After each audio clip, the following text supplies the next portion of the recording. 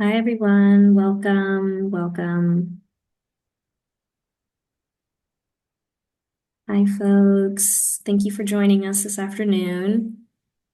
Thank you for your patience. We are going to go ahead and get started, but please feel free to introduce yourselves in the chat. We'd love to know who's in the room with us. And I will start with an introduction of myself. My name is Keisha Boinge. I am the Senior Capacity Building Manager at the Charlottesville Area Community Foundation.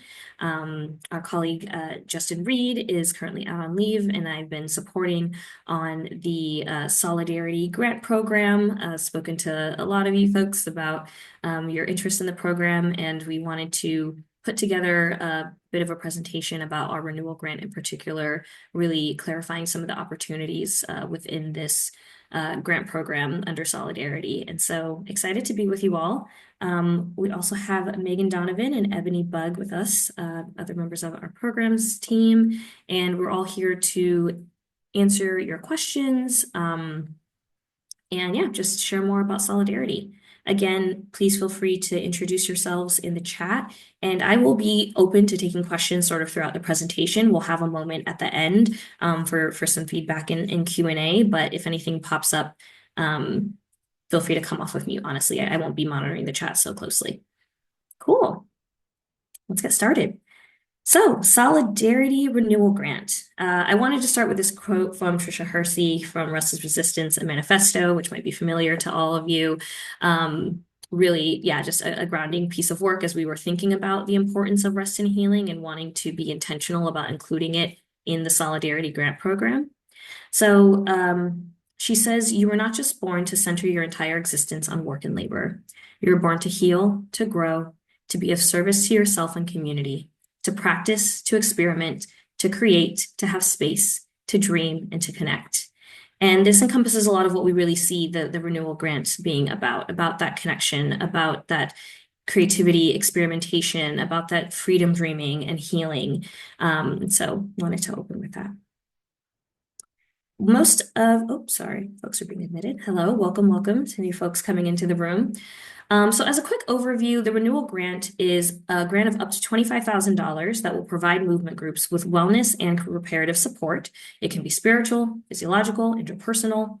And the three sort of key avenues we're going to dive deeper into, primarily sabbaticals, joyful resistance, and conflict resolution. But the grant is, much broader than that, sort of collective and community healing work, coalition building, anything that really falls under this umbrella of providing movement groups and organizations with, health, well-being, wellness, connection, would fall under renewal.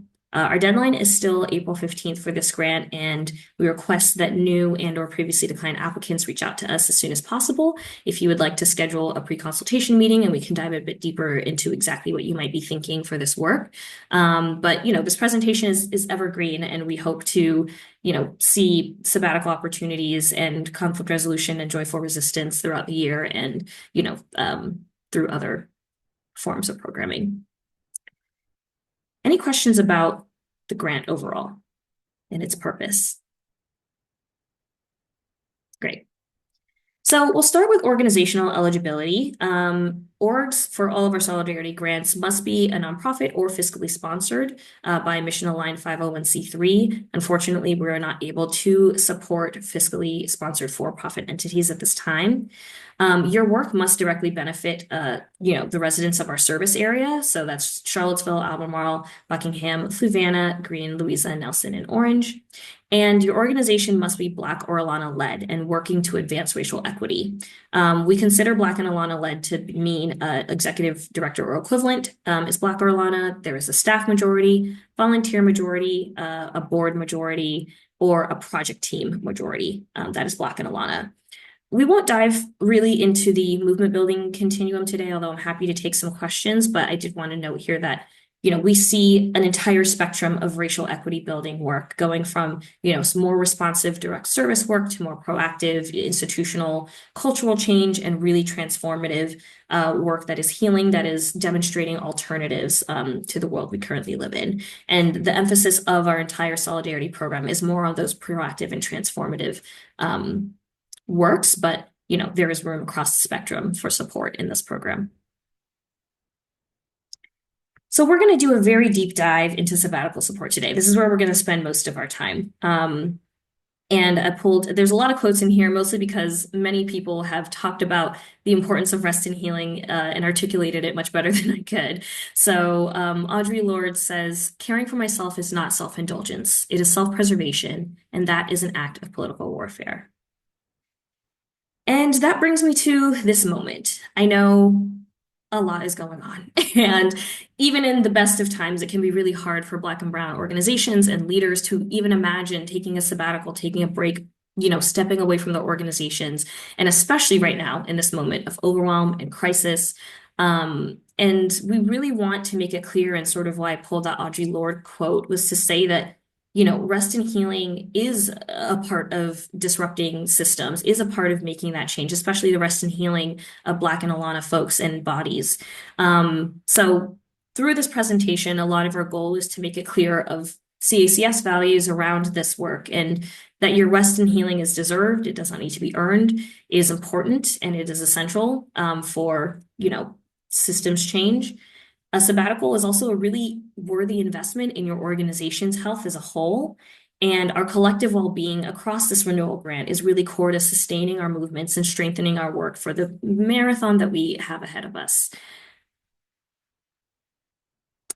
So I'll sort of just walk through some of the individual, organizational, and systems impacts that we see of rest and healing, and particularly of sabbaticals. So according to Creative Disruption, Sabbaticals for Capacity Building and Leadership Development, this report really states that sabbaticals are one of the most effective and cost-efficient ways to prevent burnout from the stresses and demands of nonprofit leadership. There are many other reports that are referenced later. There's a bit of a resource bank, and talking about obviously generally the burnout from nonprofit leadership, and particularly the stress that is put on Black and Alana leaders, whether it's the glass ceiling, the glass cliff, navigating structural racism day to day and in the work that we're doing. And so, this rest and healing is especially critical for folks. And several studies have also shown that across the board, there are really lasting impacts. In addition to getting that time, that 1 month, those 3 months, there are studies that show longitudinally, 9 months out, 24 months out, that, or folks experience increased confidence, increased satisfaction in their work, self-awareness, better relationships with their board, with their staff, curiosity and creativity. And, those last two pieces are part of what, our ethos is behind trying to support sabbaticals, which is that time for deep rest and reflection can really increase the capacity for radical imagination, for that creativity, for strengthening your vision or resetting or restructuring the vision you have for your organization and the work that you want to do. So really wanting to say that at the individual level, it has many impacts around your health and well-being, and an individual impact in your ability to participate in systems change and reimagine some of those structures that we're trying to fight. At the organizational level, there's some really cool data around, again, some of these longer term impacts from a sabbatical.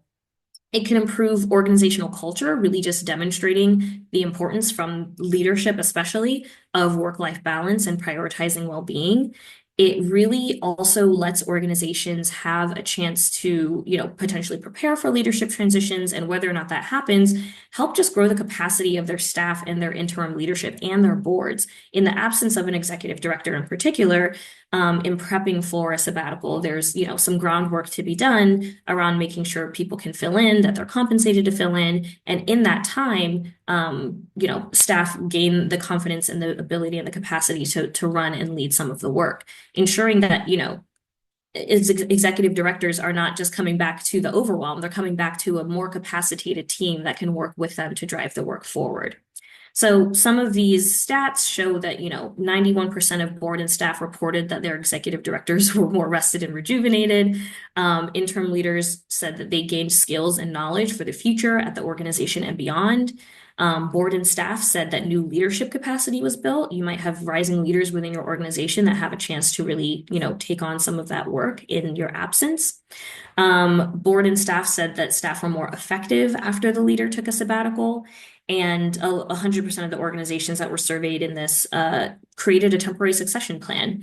And so part of that comes into the importance of doing some of that groundwork and planning. Um, and we'll touch a bit more on that later, but really just wanting to demonstrate that the benefits go beyond the individual. It can really help the health of your organization long term. And last but not least, the systemic impacts of a sabbatical. Kind of going back to some of the things I referenced before, and I really wanted to pull a couple more quotes from the BIPOC ED Coalition Sabbaticals for BIPOC Leaders report. They said, in a culture rooted in white supremacy, prioritizing the deep inner renewal of BIPOC folks dismantles normalized oppression. Recognizing historical and present day inequity, it is a radically reparative act to support BIPOC changemakers in cultivating deep rest on their own terms. So, in addition to, again, these individual and organizational benefits, we are, changing the narrative that rest must be earned based on productivity. We are, again, empowering folks to have the time to tap into their own radical imagination. And we are starting to address some of these deeply rooted cultural messages and generational traumas that have told us that burnout and exhaustion and illness are just an inevitability and a natural result of doing the work in our movements. I also pulled one more quote from Tricia Hersey saying that survival is not the end goal for liberation. We must thrive and we must rest. I'll pause there if there's any questions on sort of just the framework and the thinking and the ethos behind the renewal grant and sabbatical support. Folks can feel free to come off of mute. I don't have a question. I just want to say thank you. Thank you all for thinking of this because I know I need it in my life right about now. Yeah. Thank you, Rhonda. Absolutely. So sabbatical eligibility. So there's obviously the organizational eligibility, but at the sabbatical level, if that's what you're particularly applying for with the renewal grant, there are some qualifications we have. We ask that the staff person is in that role paid full time for at least 2 years at your nonprofit or fiscally sponsored group. It is essential that salary and benefits should continue in full and uninterrupted during the sabbatical. So, whatever has already been put in your annual budget to pay this person, that should remain exactly the same, even as you are applying for this additional funding to take the time. The person must have a demonstrated track record of racial equity movement building and a commitment to community engagement. The organization has to have that capacity to maintain those critical operations while the staffer is on their 1 to 3 month sabbatical. That's sort of the term that we are working with in this, pilot version of the grant. And you have to be able to begin the sabbatical within 12 months of the award. And so I want to emphasize that a bit because I know that this, deadline is in 2 weeks, but if you choose to move forward with this and put together a strong proposal, you still have time to do that back end planning and that groundwork and prepping your staff and working towards that transition. The funds would not be dispersed until later in the year, and then you have 12 months from that point. So it would probably be like mid 2026 in order to find the time, take the time, and prepare your team for that sabbatical. You have to really commit to the spirit of this grant and sabbatical. So that means minimizing communication with your organization unless there's an emergency and, not taking on any other work or volunteer obligations. We really, really, really actually want you to rest. And I cannot emphasize that enough. And yeah, we ask that you provide feedback, and that goes for always. I wanted to share a sample sabbatical budget here. There are a few things, again, sort of as we're doing this for the first time, trying to think about the parameters that really keep that core purpose and spirit of the renewal grant at the center. And so I'll do a quick overview of the budget, then I'll look at the note. This is just a sample. It may look very different depending on your organization, but we would want to see put together a proposal that one includes the personal sabbatical costs. So we would fund the travel, the retreat, the experiences, whatever it is you were deciding to do with that time. We would like to see that amount be at least 5K of the grant proposal. Again, we really do actually want you to rest and use the money to do it. And then most, equally important is that you are compensating your staff and that you have like an intern leadership plan. And so we want to make sure that there is a significant portion of the funds going to either give stipends to your staff or board members who might be taking on additional responsibility in your absence. And also, it might look like hiring someone short term, bringing on, a consultant part time to help fill in the work. And so that's where those first two line items are coming from. Um, Something that we are sort of testing out, understanding that some feedback we've gotten shows that it is hard for a lot of folks to imagine, again, stepping away from their organizations and needing a little bit of that, extra support to make sure they would be leaving it in a good place for that short period of time.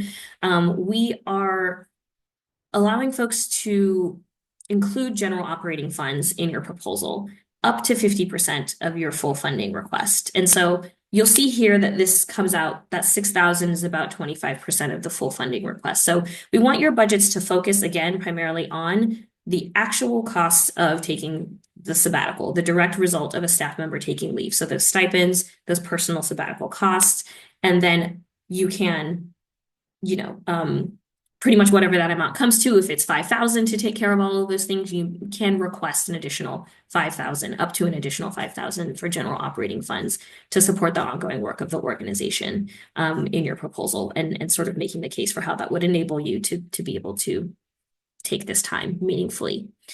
So I did kind of explain the note. I will pause there, though. I know there might be some questions about the budget.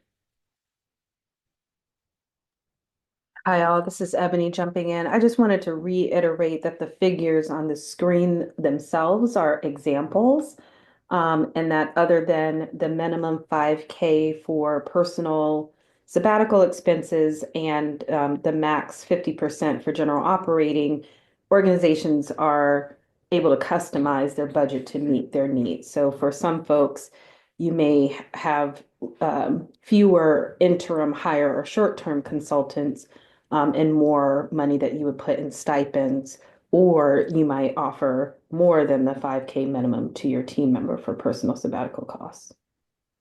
Thank you, Ebony. Very important. Yes.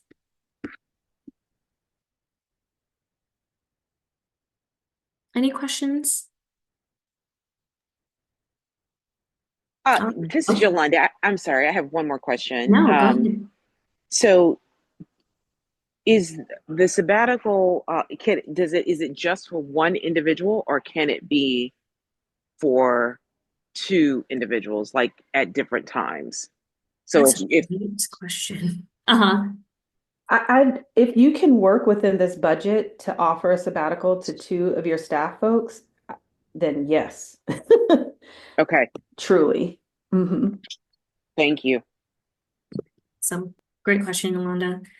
Yeah, we'd be thrilled to offer even more sabbaticals and rests to folks. Great. So I'm going to do a very quick overview of a sample policy. This deck will go out to everyone and potentially be posted on the website as well. And there are links to pretty much every single thing I've resourced in this document, including a PDF that just has, I think, like 5 to 10 sample sabbatical policies ranging from like half page to 5 pages. So you can, test out and copy paste some pieces that are relevant for your organization if you are in the process of developing a sabbatical policy. But I took this example. Don't feel the need to read the actual thing. The tips are really just highlighting some key features that should be in your policy. And one of those key features is the why.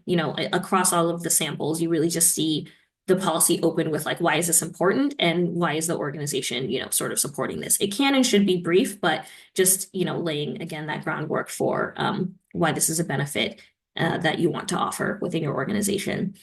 And then the really key criteria are minimum term of employment. We saw that across the board. It might be 2 years, it might be 8 years. 8 was sort of the high end that we saw. But whatever works for your organization, discuss that with your teams and with your board. I would say on average, we saw about 5 years as sort of the minimum term of employment. But again, from CACS perspective, we are only asking for a 2-year minimum. Another key point is the sort of length of the sabbatical. Organizations in these samples had minimum and maximum lengths. A lot of the minimums were at least 4 weeks or at least 6 weeks. And the maximums were typically around 10 weeks plus. Some organizations allowed folks to add on any PTO time in order to extend their sabbatical, but still held the ground around that 4 to 6 week minimum that was being provided by the organization without cutting it all into other PTO or vacation time. There are a few other stipulations that some organizations had, such as like within the past 12 months, not having taken other forms of extended leave or things like that. A lot for you to consider, but the samples are pretty comprehensive and show a wide range of what your sabbatical policy might look like. And overall, I do want to emphasize that policy does not need to be long or complicated. There is not like legalese or anything in these policies. It is really just thinking about what is the capacity of your organization and what is the sort of priorities that you have and how can that be reflected in your policy. So it's just like a paragraph and some bullet points, but really thinking through some of these key eligibility criteria.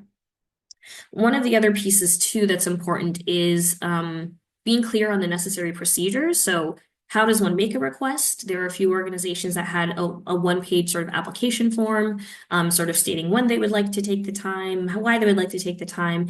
And then really importantly is who decides and evaluates these sabbatical requests. Some organizations had the board do it or the executive or leadership team of the organization. If the CEO was requesting or the ED was requesting the time, then yeah, typically the board was reviewing that. If other staff members were requesting the time, a pattern I saw was that there would just be like a supervisor like sign off essentially to say, this person is in good standing and, I support them taking this time. So thinking about who is sort of evaluating and making decisions. Yolanda, you brought up the example of multiple folks going on sabbatical. There are some organizations that do have stipulations depending on the size of the org. No more than 2 folks can go at the same time. So if you're in a larger org and you have 10 folks that want to go, who is sort of helping, make decisions around when folks are able to take that time while still maintaining, organizational function. So some things to think about. It really does vary. I know some really small orgs might not be having to deal with some of those questions, but making it clear what is the process and who's the decision maker. Another thing that we saw pretty varied across these sample sabbatical policies, sorry, tongue twister, is that the compensation piece. So as a best practice and as part of the Solidarity Grant renewal, again, it is important that compensation is paid in full, benefits are continued in full during this, period. But also understanding that, some of the smaller organizations in the samples had sort of different policies about that. Some of them provided the stipend for the person to pay for their personal sabbatical costs, some did not.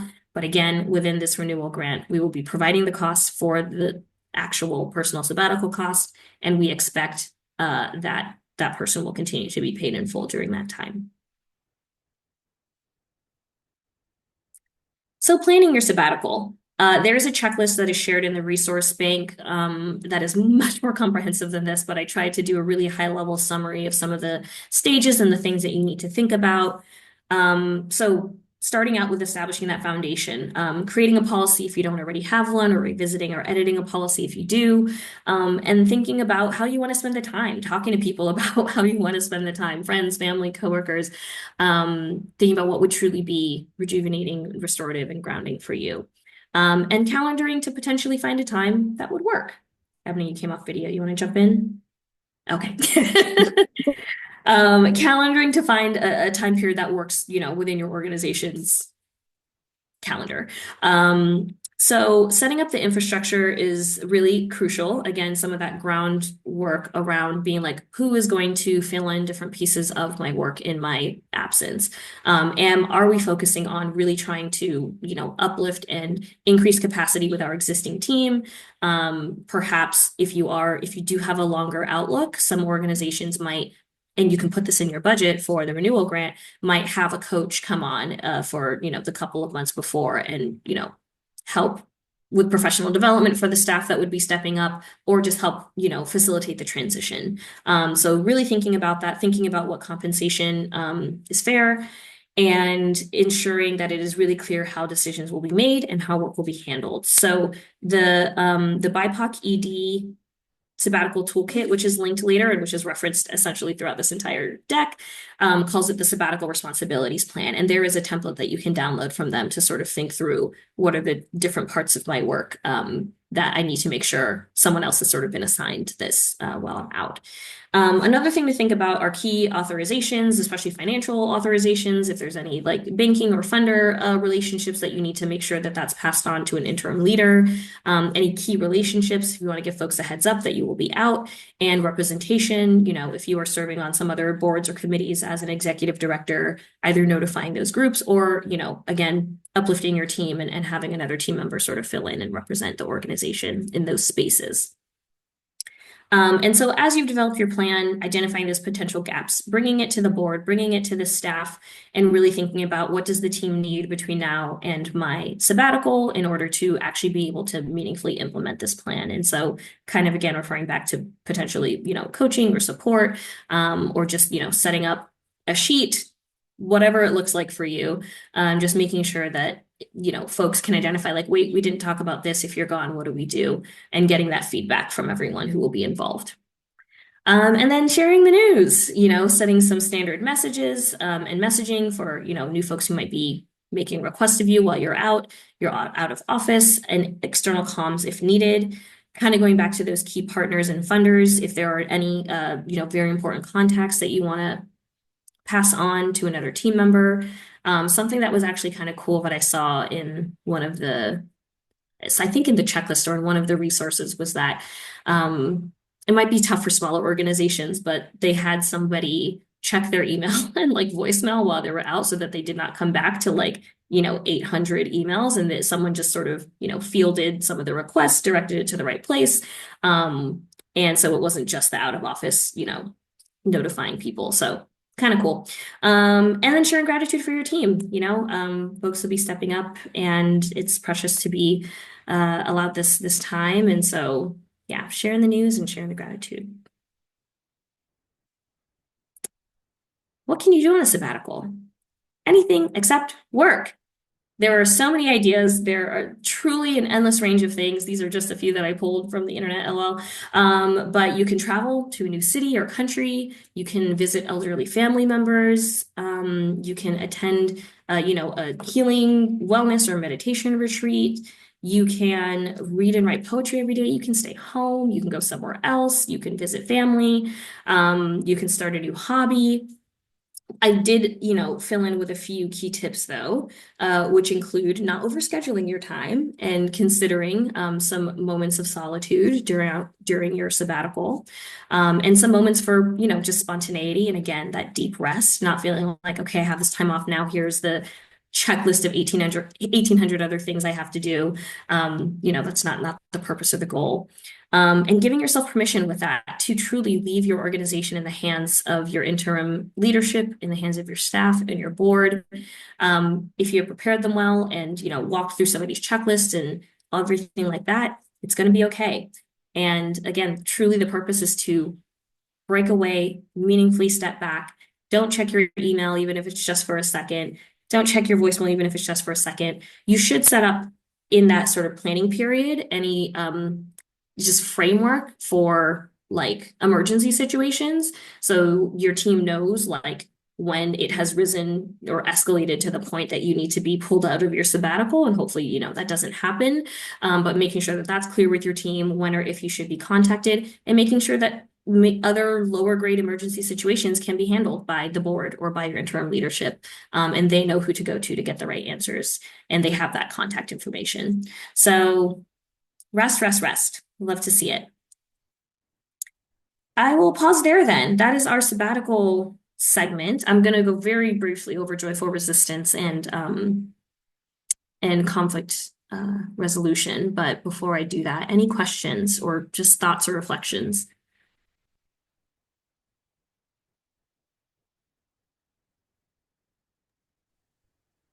Hi all, Ebony here. I just wanted to name that one of the reasons that we decided to host the Lunch and Learn for the renewal grants is that we've been conducting dozens of pre-consultation meetings with folks that are applying to Solidarity this year.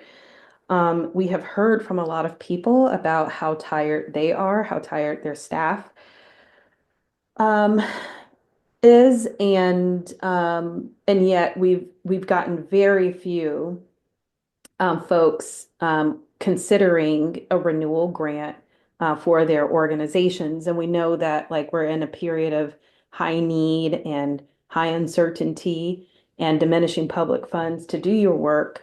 But we are really curious to hear from you just sort of what might be barriers um, at all for folks thinking about ways to use these funds to care for your teams, care for yourselves, take breath breaks, but also just any of the wide ranges of activities that constitute rest and healing for your team. So please don't be shy. We really want to hear your perspectives and that'll help us continue to shape this particular offering.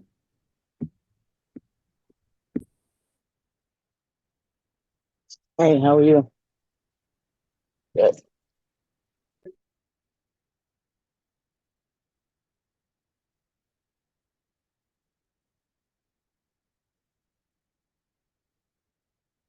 Thoughts or feedback from folks?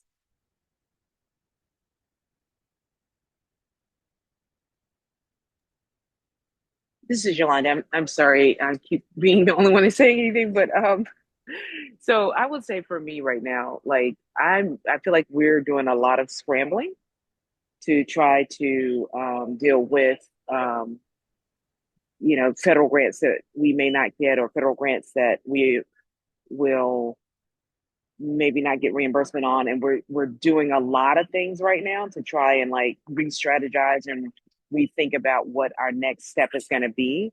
And so I'm excited about this opportunity, but then at the same time, I'm also like feeling just slightly overwhelmed at like the date in which it's due and like, all the things that I need to get accomplished between now and then. So that would just be I guess my only thing. Like for now, I mean, I think it's just the timing, that I think that's the main thing. It's like as we try to re-strategize and at least for our organization, we've been working for years to build up to get ready for federal stuff. And now the federal stuff is going away. And so now it requires just a whole rethink. And as we're re-strategizing, we are definitely looking at what other grant opportunities exist, but we're also having to deal with the current funders on like, there's just a lot of back and forth and a lot of requirements and a lot of things. And so that would be my only add to it right now. It's just um, if it was possible that it was a almost, and I'm sure we put more burden on you guys, but if there was like multiple deadlines for it, so that there wasn't like because if I can't do it right now, then that means I miss out on it.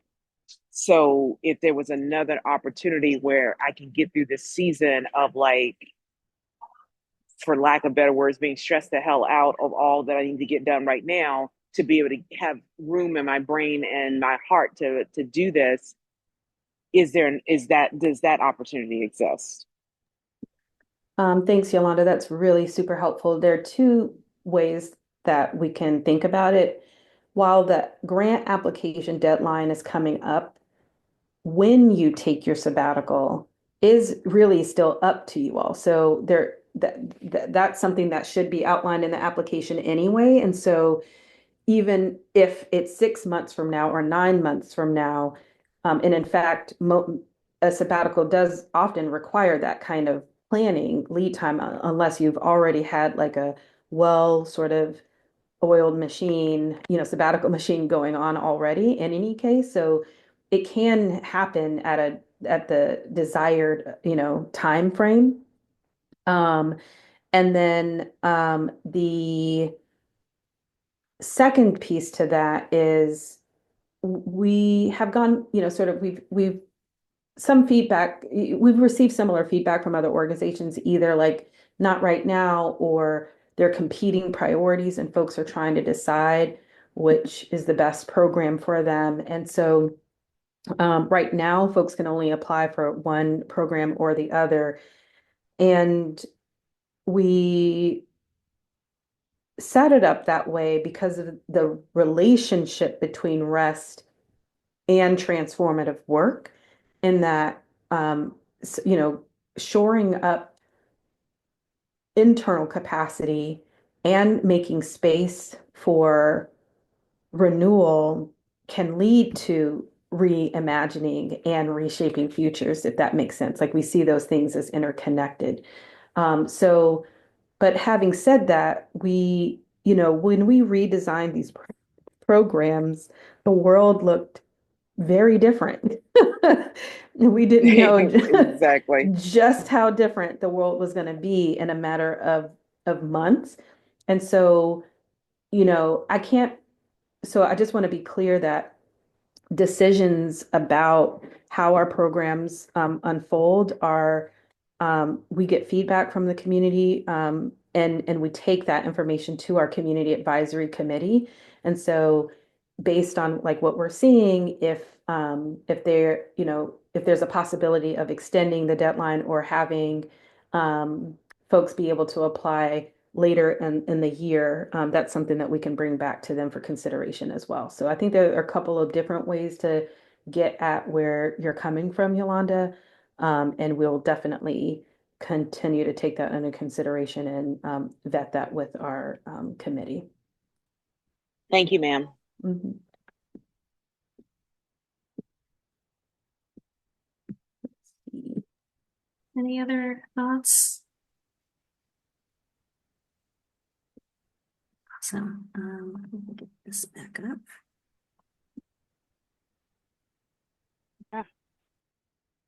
I'm sorry. This may not be the platform for this, but just a question or a statement to throw out there. I'm sorry. I'm Anna with By God's Grace, and we are not at the point of having paid staff at this time because we're a small operation, but we serve a large population, and we have core volunteers that come faithfully to do the work, and just having something out there to maybe compensate them, because I like the idea of this compensating for the sabbaticals, but just having something to maybe some funding or something to support those core volunteers that come faithfully to work and do this work. I mean, they are just like staff because they are there consistently. It would be nice to have that. And I'm not sure if there's something out there like that, but just to throw it out. Anna, thank you so much, and thank you for the work that you're doing. Yes, this is a grant. This grant is exactly that. And so while your volunteers may not be eligible for the sabbatical, you can absolutely submit a renewal request to provide compensation, retreat, wellness support, something that, what you think would be both meaningful and appropriate for the organization, for the folks that work and volunteer for you all. So it doesn't have to be a formal sabbatical. It can simply be that this month you're giving everyone massages, or you are treating everyone to an all-day volunteer retreat, and maybe there's a stipend that's associated with it. So this is absolutely the form. This is absolutely the grant program that could provide the funding for that. That's good to hear. I do just want to name that all of the other sort of eligibility criteria, have to be met by organizations. But in general, we're looking for folks to be creative about how they're supporting their teams right now, because it is the sort of hidden cost what we're in. Like, and I understand and respect that we're definitely seeing like diminished public funding for basic operations, but nothing happens without the people. And so we just really want to make sure that we're attending to that as well. Thank you, Ebony. No, very important point. I know we narrowed in on the sabbaticals in this presentation, but there are many, many ways to use this funding, and anything that falls under, rest, healing, repair, compensation for volunteers definitely qualifies. And yeah, you can make the case for that in your proposal. So excited to see things come through. Joyful resistance. Briefly going to go over this. There isn't much, but just wanted to sort of name that this is another aspect of the renewal grant, and really wanting and inviting folks to think about what that might look like in our community. Today's Audre quote is, "In order to perpetuate itself, every oppression must corrupt or distort those various sources of power within the culture of the oppressed that can provide energy for change." And, this energy for change can be interpreted as that joyful resistance, as those opportunities for connection, our source and our power within the culture, within our communities, is and can be joy. And so wanting to emphasize that and sort of say that, yeah, it's impossible to sustain our movements without restorative practices. Again, we see that as part of the Renewal grant and its work. And also wanting to, think about the resistance piece of that. How are we sort of bringing in these joyful moments and adding, or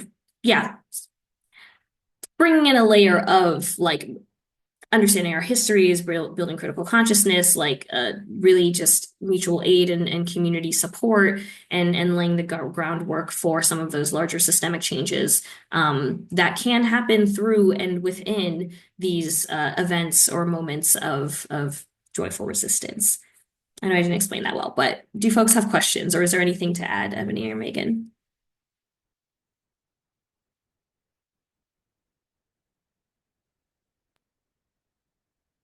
I'll just add that, we get a lot of requests for like festival, like events. And the committee both like honors and respects that, like, again, joy is a critical part of movement building. Um, but when we think about like the history of movements across time, there has been so much like infusion of joy, whether it's music, fellowship, um, breaking bread, like all of those things were all part of the movements, but it was never just about the party. And so this part, this joyful resistance in my mind, I always say to myself, it's never just about the party, right? It's about like in the service of what? Joy in the service of movement. But recognizing that it is important for there to be spaces for folks to be seen, represented, and experience joy in the community. And we're seeing sort of what's happening on a national scale as it relates to tempering artistic expression, creative expression, um, joyful gathering, and that type of thing. And so we know it's important, right? Like if it wouldn't be important if they were trying to shut it down. Um, and so we see that as really critical here, but it has to be linked to sort of like insert what is it in service to in the application. Um, so yeah, I just wanted to add that, and also just see if there are any questions about it. Thanks, Ebony.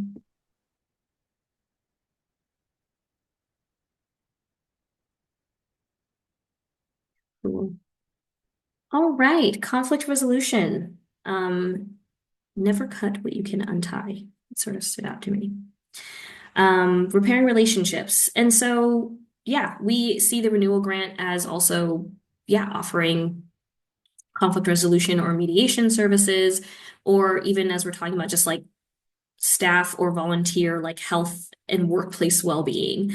And so pulled a couple of stats here, not shocking. 95% of workers said it is very or somewhat important to them to work for an organization that values their emotional and psychological well-being. And hopefully the Renewal Grant can help you and your organization provide that. One piece specifically on workplace conflict, though, is sort of, some of the sources references later get to this as well, that workplace conflict, like, is an organization like wide issue, even if the conflict can be only between a couple of people.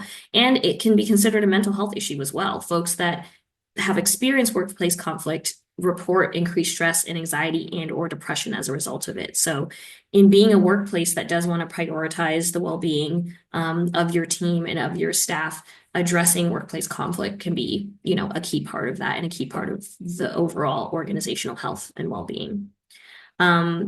So I did a quick overview. One of the organizations that offers very specific mediation services is the Mediation Center of Charlottesville. They do business and employment mediation services.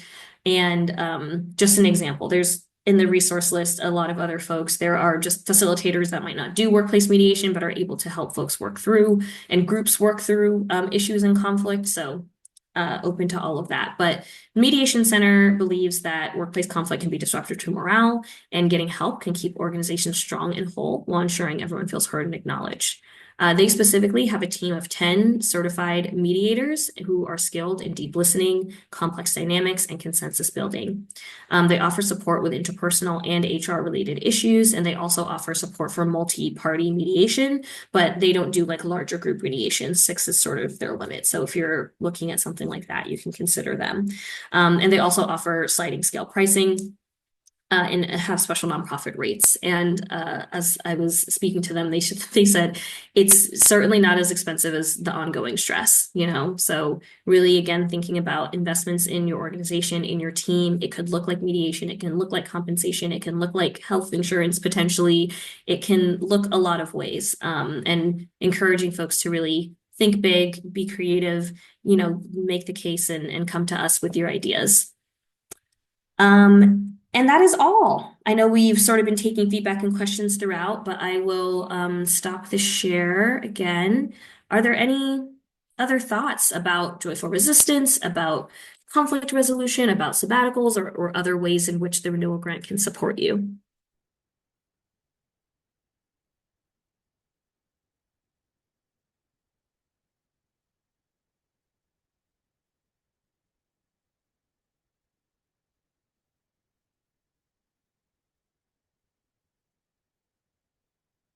Well, we are here always to answer any questions you might have. Email grants at CACF online. Kay, you came off of video. Were you hyping up? I do have a question. Can you hear me? Yes. Okay.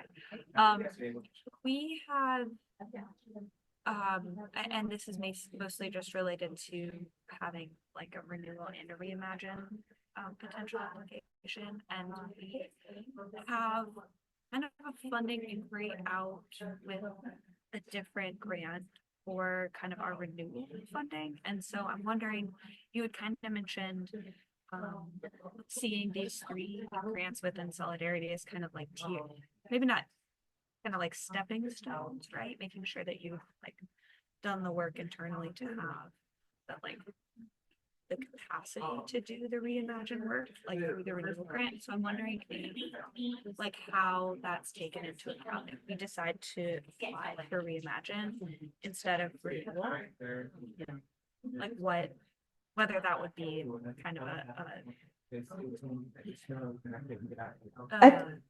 like a black mark against our No, not necessarily. I think what I really wanted to clarify is that we went back and forth about like whether or not you could double up on, renewal and one of the others. And it's something that we will continue to like think about. And so it's a layered answer. So I'm going to try not to get too deep into the weeds, but on some levels, for some organizations, that those stepping stones is really about where someone is on the movement building continuum, right? And so some folks may sort of need all 3 levels of that to be ready to do that transformative work.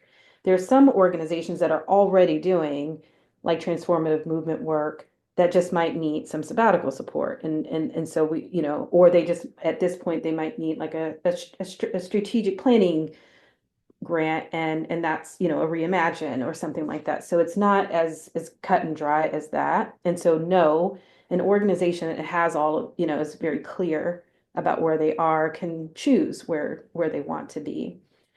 On the flip side, what we also were thinking about is like, would we give a Reshaping Futures grant to an organization whose executive director is about to leave for 3 months on their sabbatical? Like that's another, that's a question too. And so that was something that we were like trying to evaluate and figure out the best way. But the main reason that we decided to kind of stick to our guns a little bit, as far as that's concerned, is that we've spoken to so many people that say what we really need is a sabbatical, but we're going to apply for this other thing anyway.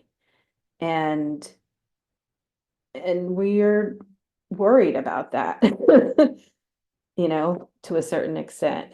And worried about kind of, is that work actually possible or successful, if everyone is feeling like they're really on the brink of leaving, on a day-to-day basis. And so we're not trying to we're not going to make that decision for an organization. Like that's not our role.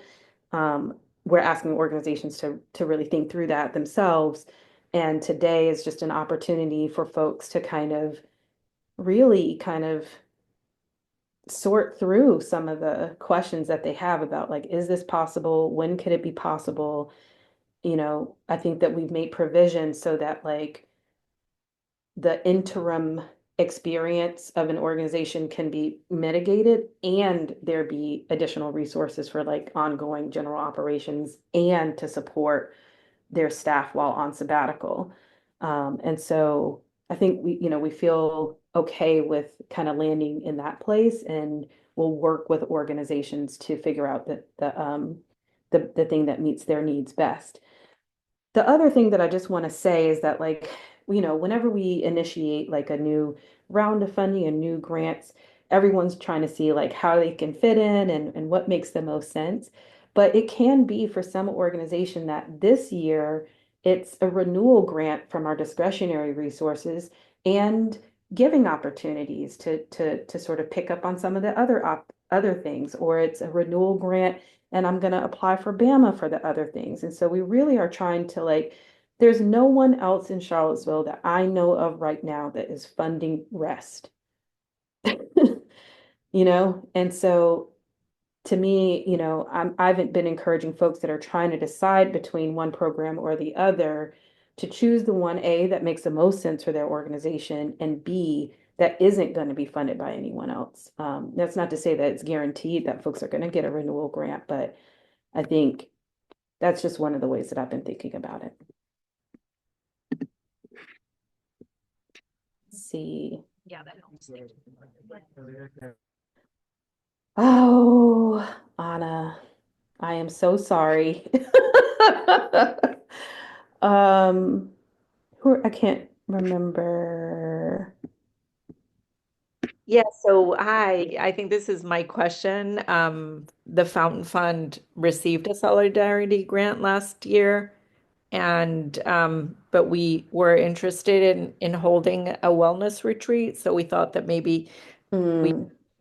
might be able to apply, but I wanted to see whether we could apply for this round or whether we should wait for next year. I think next year would be appropriate, but you can also place that request in our Giving Opportunities newsletter to see if that can get funded for sure. Okay, thank you. You're welcome. And I guess same thing here for New Hill. I wasn't sure if our funding came through Solidarity that we received. Nope. Oh, well then good news. Okay, thank you. Okay. Thank you. Even if it had, you got yours closed at like it's ended, the term ended, so you guys would be eligible even if it had come in through Solidarity. Okay, wonderful. Thank you so much, ma'am.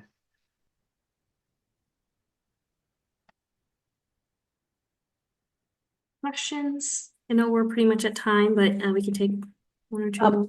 We can also stop recording. I just want to name Oh. that. Let's go ahead and pause the recording.